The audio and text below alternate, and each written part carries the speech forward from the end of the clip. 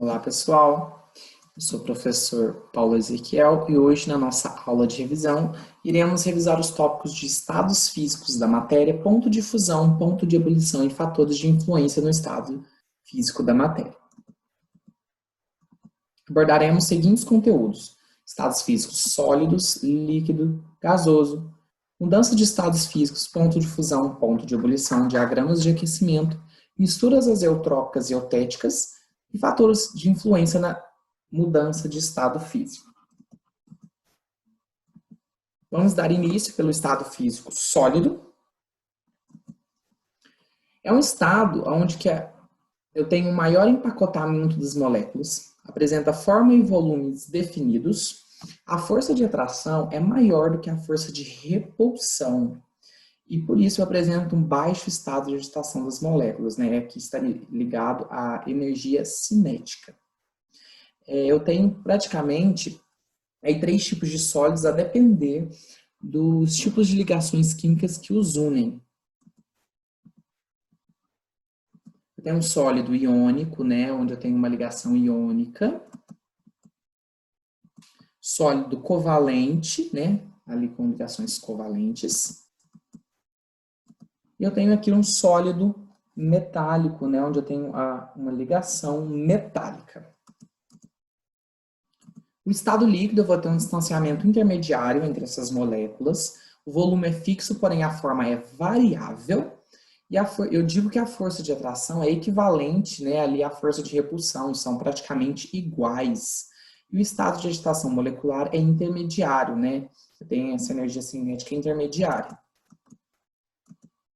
Intermediário em relação a quem? Ao estado sólido e ao estado de vapor. Aqui, né, eu estou elucidando a estrutura molecular da água nos três estados físicos da matéria. E aqui no estado líquido, né, eu tenho aqui essa distância intermediária, né? Por isso que eu digo que a força de atração é como se fosse quase que, né, ali equivalente, quase igual à força de repulsão.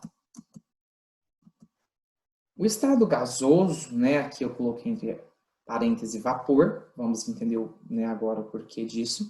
Eu tenho um distanciamento máximo entre essas moléculas porque a força de atração é menor do que a força de repulsão, né? Então prevalece a força de repulsão. Forma e volumes indefinidos e ocupa o volume total do recipiente que está inserido, ou seja, mesmo que eu tenha uma massa muito pequena de gás e um grande recipiente, ele vai ocupar todo o recipiente, porque ele tende a ocupar ali, né, toda aquela região. Aqui, né, a imagem de um lago com vapor de água na superfície. E aqui é vapor. Por que vapor? O vapor é diferente do gás. O vapor, ele é formado quando eu tenho a transição do estado líquido para o vapor, né? Ali eu tenho aquela vaporização. E isso acontece com substâncias que na temperatura ambiente elas são líquidas, como a água.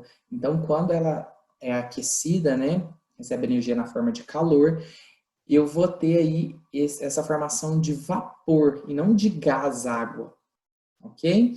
Porque o vapor ele tem um equilíbrio aqui com a fase líquida, né? Eu tenho um equilíbrio entre as duas fases.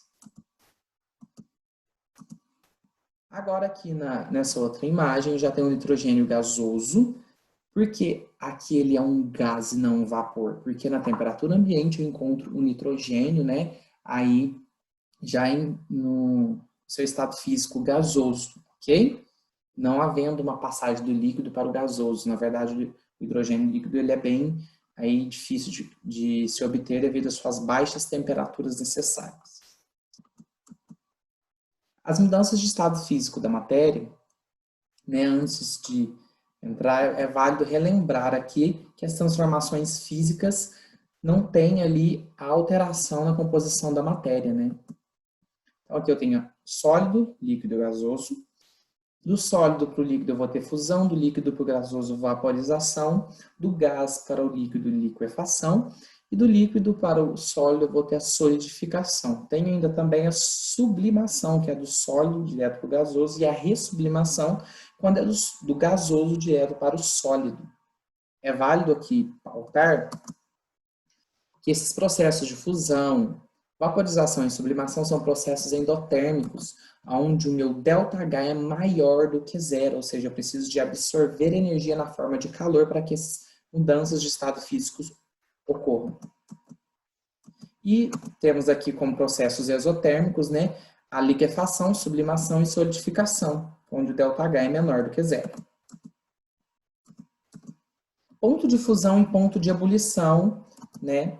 Aqui o ponto de fusão é a passagem, a temperatura aqui na qual ocorre a passagem do estado sólido para o líquido, e a temperatura ali aqui de ebulição, né?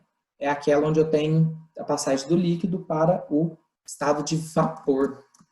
Importantíssimo ressaltar que tanto a temperatura de fusão quanto a de ebulição são temperaturas nas quais as interações intermoleculares são rompidas, né? As interações que mantêm aquelas moléculas unidas são rompidas, e não as ligações das moléculas, ok?